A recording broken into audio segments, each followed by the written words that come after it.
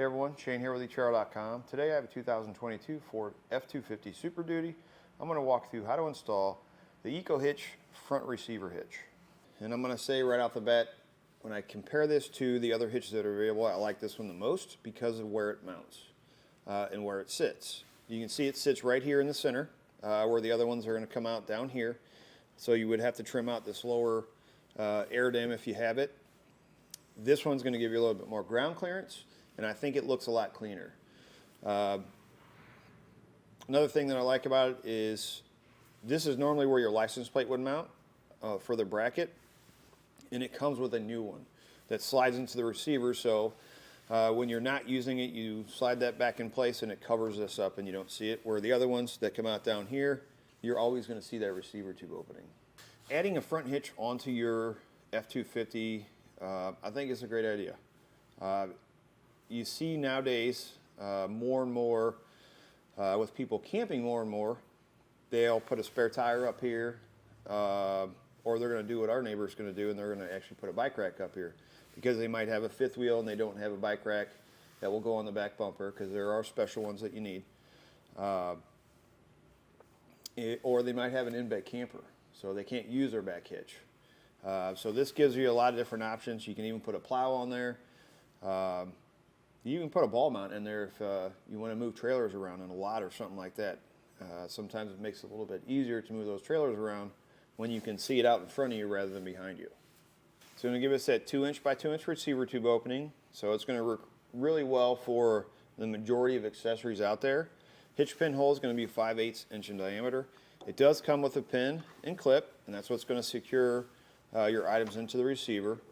And as I mentioned, when you're not using it, it's going to come with a license plate mount.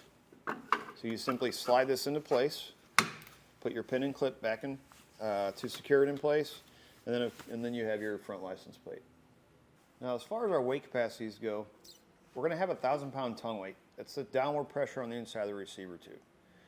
A 10,000-pound trailer weight, that's the trailer plus the load included, and a 10,000-pound straight line pull, which is pulling straight to the hitch. Always check the owner's manual and make sure the vehicle can withstand that amount of weight. Go with the lowest number between the vehicle and the hitch. As far as measurements go, from the center of our hitch pin hole to the outermost part of our bumper here, we're looking at 4 inches. That number is important for like cargo carriers, bike racks, anything that's going to fold up. You want to make sure it's not going to make contact. From the ground to the top innermost part of our receiver tube, we're looking at 33 inches. We're going to take off 8 inches for the lift that it's sitting on. So we're looking at about 25 inches from the ground. So I don't think we're going to have too much problem with ground clearance there. As far as the installation process, it's really not too difficult. You do have to remove the front bumper. This front bumper is heavy, so I will recommend having a few people help you do it. You got 4 bolts here, 4 bolts there, and then 2 on the back side on each side. And then, of course, if you have fog lights, you're going to have to disconnect some wiring. So once you get that loose, have somebody help you take it off. Putting the hitch on itself is simple. 3 bolts on each side, and you basically have the hitch installed, and you reinstall your bumper. You are going to have a little bit of trimming on the center portion here, so that it will fit around your receiver. Other than that, it's not too difficult. You can do it in your garage, you can do it in your driveway, with a few simple tools. It's not going to take any special tools or anything like that. If it is something that you may not have the time or space to do, check our dealer locator, find someone near you that is able to put it in. If you want to give it a try, I promise you can get it done. Follow along with me and I'll walk through how to do it. Start our installation. We're going to first remove our license plate. These tabs on the bottom, they run through this plastic piece, so what we need to do is we need to come underneath, take a flathead screwdriver, push in on the plate, push up on that tab, and that'll release it. Then we're just going to rotate it up, push in, and then unclip these from the inside, and then we'll set this aside. Next, we're going to take a plastic trim panel tool or a flathead screwdriver, Right here in the center where we removed our license plate, we're going to have 4 pushpin fasteners along the bottom and 4 along the top that we need to remove.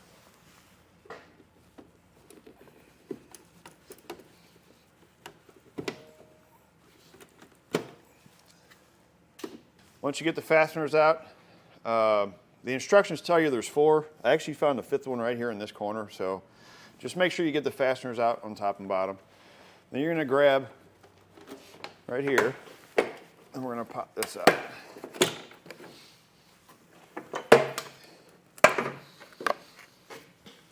And then we'll set this aside.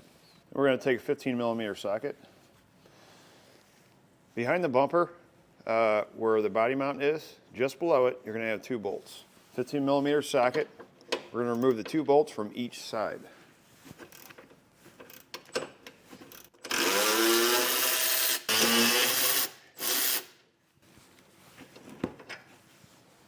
We're going to take a trim panel tool or a screwdriver. At the top side of your bumper, or at the bottom of your grill, right in between them, there's a pushpin fastener right there. We need to get that off. We'll have one of these on each side of the vehicle.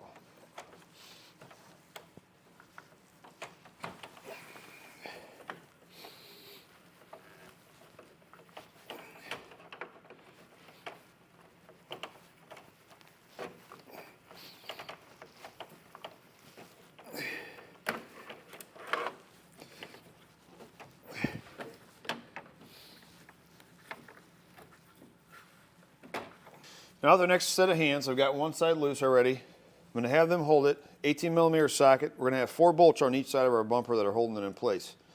Once you get those loose, this bumper is going to drop, so make sure you're holding on to it. These bolts may not come all the way out. You're going to have a block on the back side that may fall out, but the bolts may not come all the way out. They have a little retaining clip on the back of them.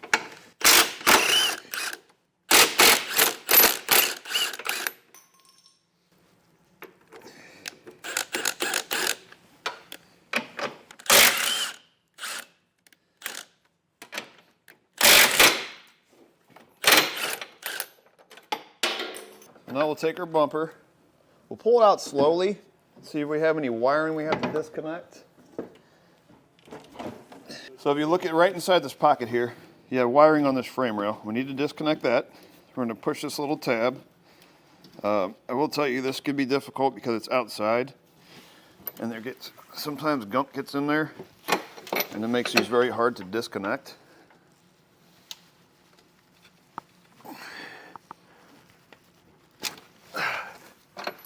So if you couldn't see what I was doing, you got a plug right here if you have fog lights. So you got to reach underneath or through the little pocket here and disconnect that. With this gunk on here, the dirt and stuff, it can be a little bit difficult to get that to slide off. On this side, if you have a diesel, you have an engine block heater plug that mounts right here on the inside of that bumper, you're going to have to reach in and disconnect the little fasteners that are holding it in place along that side because it has to come off like this. There's nowhere to really unplug it up in here. So we're going to take this, we'll just set this off to the side here until we go to reinstall our bumper. Now with an 18mm socket, we need to remove this guy on each side. You're going to have 2 nuts on this side with a nut plate on the inside and then 2 on this side. Each side of the frame rail, we need to remove all the nuts and then remove this plate.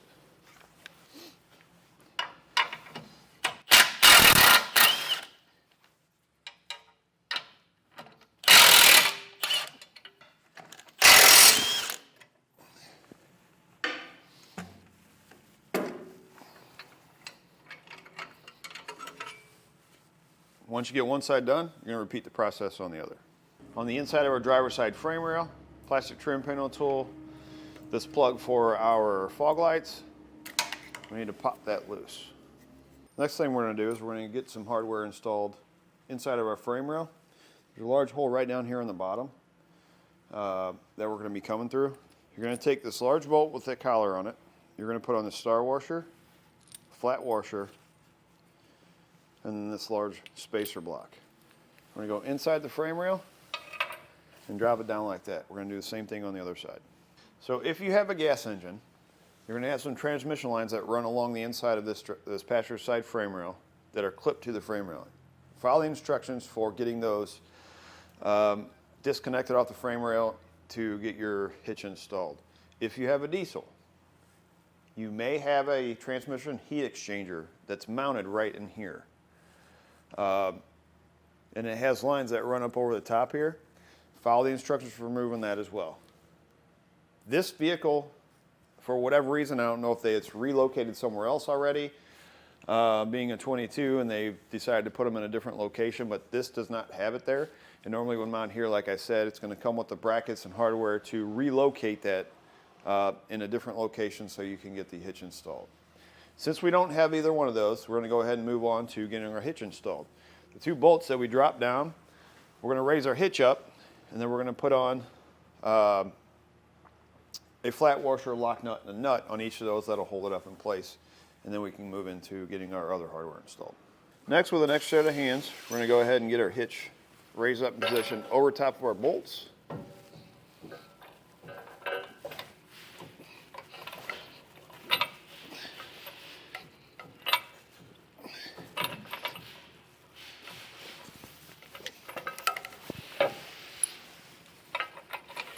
I'm going to put on the flat washer,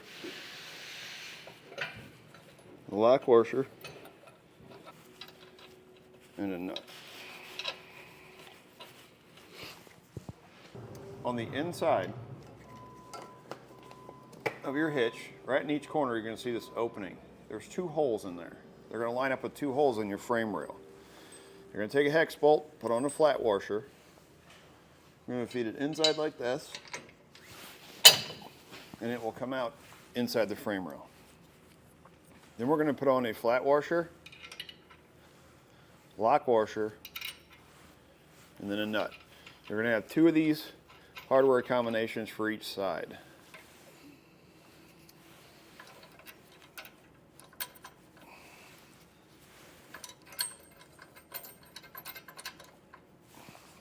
We're going to repeat that on the opposite side of the vehicle. I'm going to take a 3/4 inch wrench and socket. I'm going to go ahead and tighten these back ones down first. What I did is I pulled my hitch as far forward as I can get it. Tighten these down first on each side.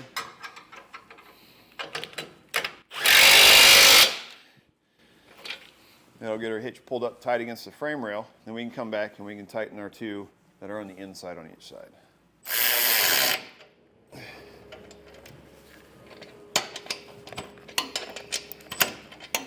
Next, we're going to come back and we're going to torque all of our hardware to the specification and instructions, starting with our 2-inch bolt that comes down through the bottom of the frame rail.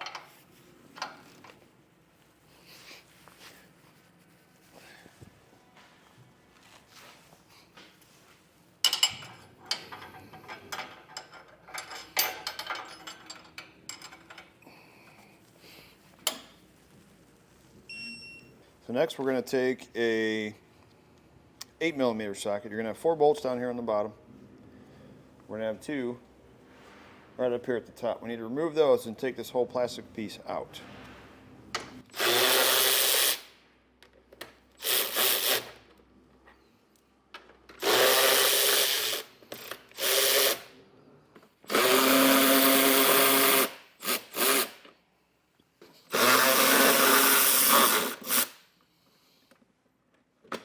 You may have some wiring that is connected to the top of this. Just take your trim panel tool and pop the little clips off of it.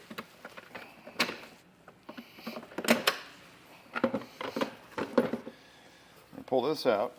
Once we get this piece out, we need to mark it per the instructions on what we need to cut out. We're going to need to cut out both sides of this. They don't really tell you how far down to go, so I'm just going to take a guess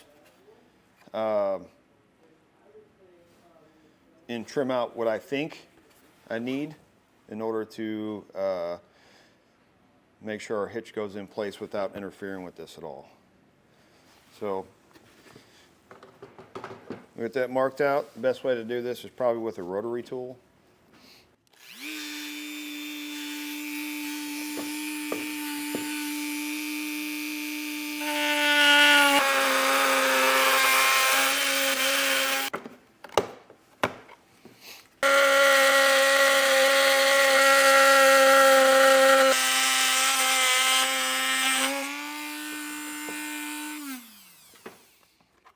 Now, once you got it trimmed out, come back and we'll clean the burrs off. You can take a file, plastic trim panel tool, or I'm sorry, a file or a utility knife.